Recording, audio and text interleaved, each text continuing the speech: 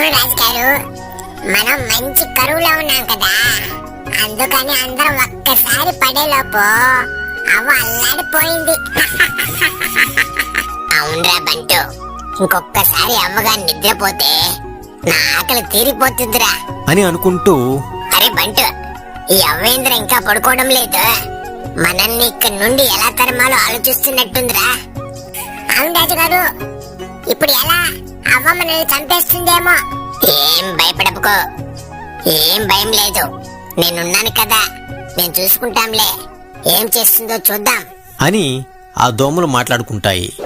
ఈలోపు అవ్వ ఆ పక్కనే ఉన్న ఎండు ఆకులను తీసుకొచ్చి పొగ వేస్తుంది. ఆ పొగను చూసి దోమలు ఈ విధంగా మాట్లాడుకుంటాయి.